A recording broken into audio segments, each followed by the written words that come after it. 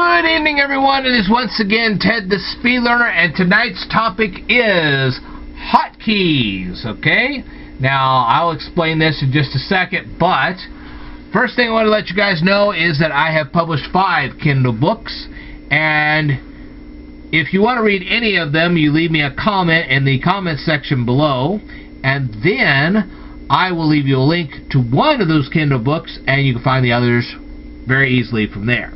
Okay, now, why am I bringing up the subject of hotkeys? Well, I'm going to start a discussion of LibreOffice, and the way I'm going to start the discussion is to show you how 3 hotkeys work. Well, actually 4 of them. Okay, there are 4 of them. And the reason I'm going to show you this is because these are hotkeys you can use in LibreOffice, Microsoft Office, or a bunch of other programs. Okay? Alright, let's show you the more obvious ones. So, what hotkeys are we going to talk about today? Well, we're going to talk about P, first of all. What happens if you hold down the control button on your keyboard? Go ahead, take a look at your keyboard. You're going to see a control button. CTRL, that's control. And what if you hold that button down and you press the letter P? What's going to happen? Well, the print dialog box is going to suddenly show up. That's what's going to happen. Then you can print your document. Now, what happens if instead of P,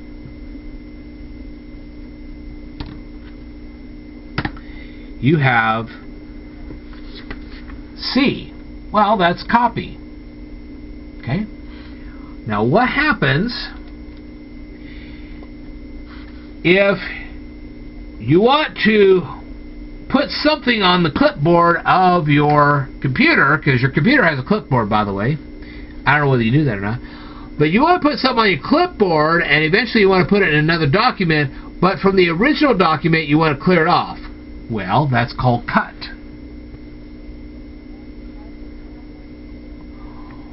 Why is it called cut? Well, oh, I'm sorry. I'm sorry. Sorry, wrong letter. Wrong letter. Wrong letter. Sorry.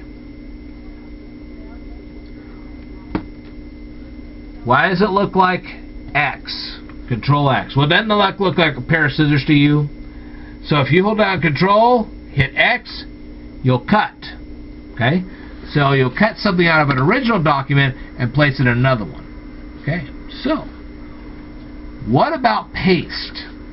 Now that becomes a problem, because the letter P was actually used for print. So they had to come up with a different letter, and they came up with V.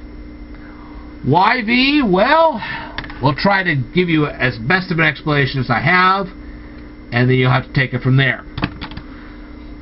Okay.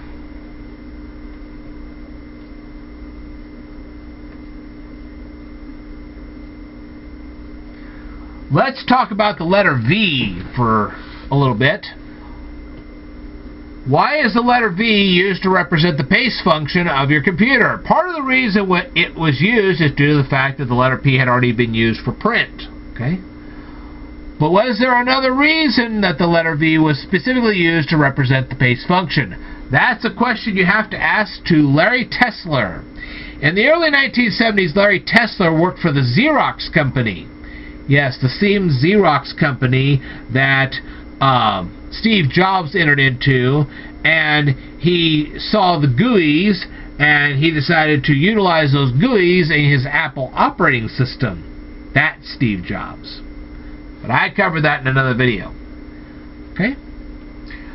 I researched many web articles on this topic, and I was unfortunately unable to find out the exact second reason why Larry Tesler used the letter V. But if you guys happen to find it, you are more than welcome to leave it right down here in the comment section below, and I'll happily read it, and I'll verify it, and if I verify it, I'll do another video, and I'll thank you for it.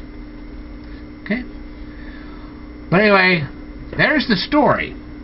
So, these hotkeys, the ones I mentioned in this video tonight, are available in Microsoft Office, LibreOffice, and a ton of other computer programs. And they just save you a ton of time. They really do. Alright, I'd like to thank you very much for watching this particular presentation. I'd like to tell you more in a future video, so I'd like for you to stay tuned.